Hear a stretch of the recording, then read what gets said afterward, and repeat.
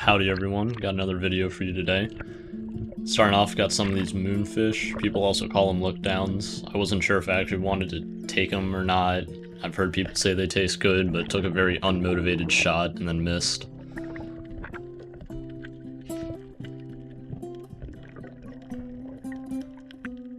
Got a bunch of reef fish swimming around, a bunch of spadefish. It was pretty lively, just nothing of interest.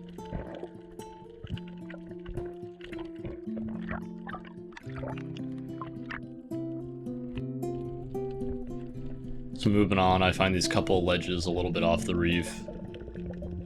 Diving down to see if there's any lobsters or snapper hiding underneath them. It's also super early in the day, so I like to warm up. I'm going to do a real long kicking dive and just cover some ground here.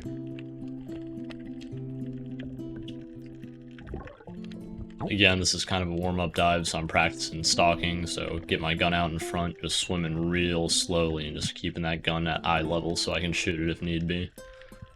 Not aiming at anything specific here, just warming up and practicing for the rest of the day.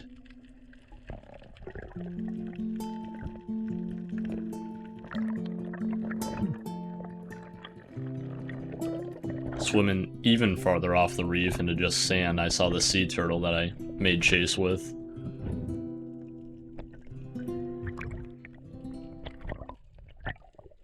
I don't think this is a loggerhead. I think they call these green sea turtles. It's kind of more of the picturesque sea turtle.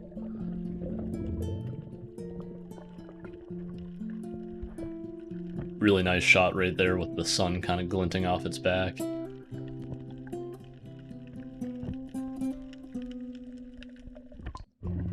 Now here, I had a school of yellowjacks, which this is one of the yellowjacks, swim in at high speed.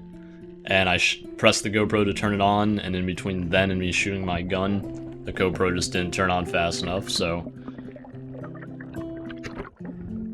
This is the first fish of the day to end up in the cooler. So a lot of people associate these with other trash fish like Jack Crevalle, but they actually have decently white meat. They have a bit of a bigger bloodline, but they're very clean fish.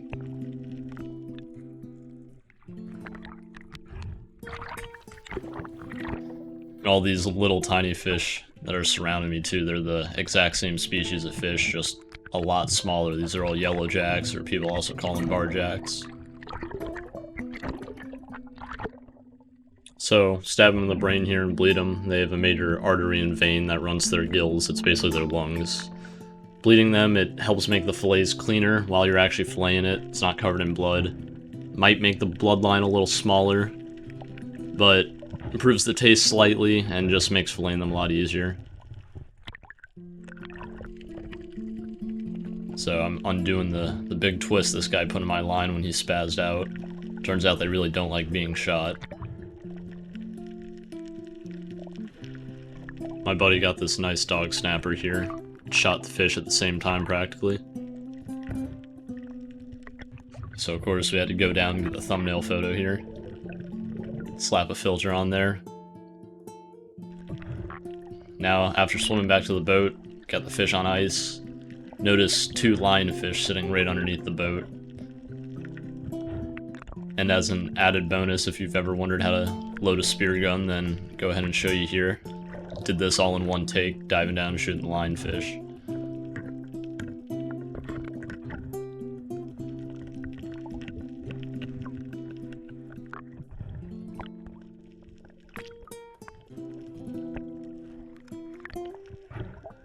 So the string float in the water ends up being a big mess 90% of the time. It's good to keep it behind you.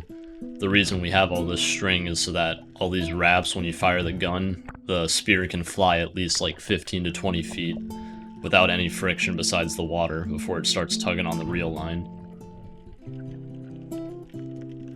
So I'm only loading one of the two bands here because I'd really like the lionfish to stay on the spear and not get caught up on the string. And that's because lionfish are incredibly venomous. They're covered in spines and be a lot easier to handle it on a metal pole instead of holding it by dental floss, basically. So I got both of them here. I was kind of trying to line up for a double shot. The one in the front wasn't very big though, so I was more focused on getting a good shot on the one in the back. And of course the shaft shot right through him. I was a little too close, a little too much power. and I'm being very cautious here. I'm holding this string very far away from my body. I actually ended up getting pricked by this lionfish pretty bad. I thought he was dead, and he freaked out when he heard the beeps from the GoPro turning off, and ended up stabbing me right in my middle finger. So, that was my first time ever being stung by a lionfish. Highly do not recommend it. It's probably like a 6 or 7 out of 10 constant pain for like 2 hours. Trying to get a hold of this guy, but their faces are super bony, super spiny, almost like a lobster, how they're covered in barbs. And then every single one of the spines on its back, and then it has one spine on each pectoral fin, and a couple more spines on some of its other fins. But they're just very venomous, angry critters. Trying to be super careful with it. Go ahead dispatching him here. And if you don't know, lionfish are incredibly tasty. Of all the fish in the ocean, they are my #1 favorite fish to eat. They're super white, clean meat, super buttery by themselves. If you've never had it, I highly recommend next time you see one or you see it in a restaurant just to try it. Schoolmaster snapper. He was keeper size, I just shot a hair too low.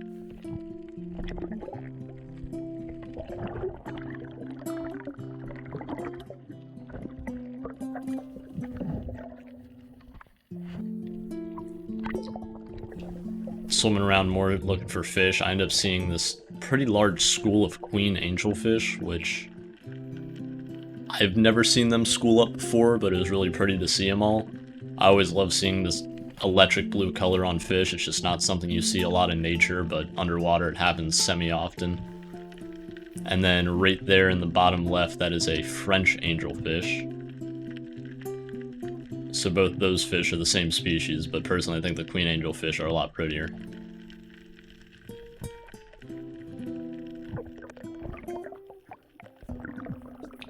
Bunch more of those yellow jacks or bar jacks just swimming all around. Now, in the bottom right here, there's probably a 16, 17-inch mangrove snapper. And saw him out of the corner of my vision. I watched him peep in this rock, and I didn't take a lot of time, just took a breath of what I could, and then went down to kind of intercept him to see if he's just sitting in a really shallow hole, or... So I sit outside his hole, thinking maybe he's gonna pop out, peek at me to make sure I didn't follow him. Then I get closer and I see all these sea urchins in the shadows, and I really want this fish, so getting all as close as I can into that cave. That sea urchin was probably less than an inch from my face, but it just wasn't worth it. That snapper's probably long gone. The caves on this reef are all interconnected, so a fish can enter a cave somewhere and end up on the entire other side of the reef. As soon as they go in the caves, they're usually lost.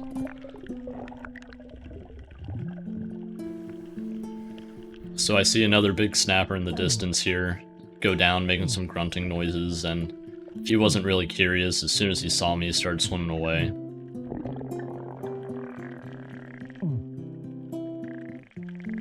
Realized the grunts weren't working, so I go ahead, drop my gun. I start scratching at the rocks, throws up a little bit of dust into the air, but the fish hear the scratching noise and think, I'm either injured or eating the rock. Them thinking I'm eating the rocks, it seems like I have food and they would like me to share some, so they all come over. You see this group of smaller snapper came in, but wasn't interested in them. They were very curious and comfortable with me. But I realized that big guy's probably not coming back, so I head up to the surface, and I guess the grunting and the scratching attracted another group of yellow jacks. You'll see in the bottom left right here, I'll freeze the frame. As soon as I turn the GoPro off, these guys roll in, so I quickly turn it back on, so that way you guys can actually see me shooting them.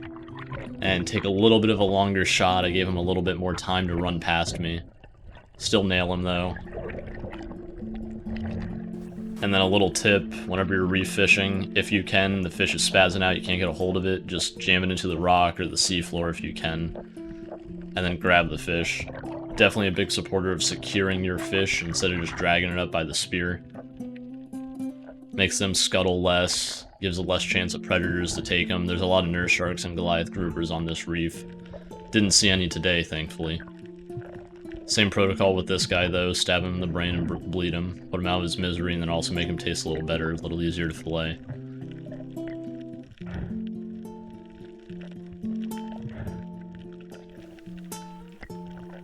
Pretty poor shot in terms of placement and quality, just right through the fillet on the side flank.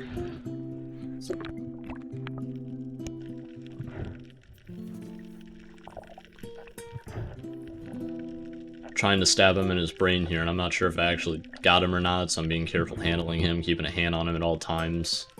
Because yellowjacks aren't the most intelligent fish in the ocean, I believe they can operate pretty well without their brains even. It's hard to tell if it's an involuntary movement or if the fish is still alive and trying to get away from you. So he was smaller than the first yellowjack, but he's still decent size, 12 inches. You get about a sandwich per side. Go ahead, pick up my spear and start heading back to the boat. For me, this was the end of the day, but overall we got 2 yellowjacks, nice dog snapper. Everybody was going home with plenty of food.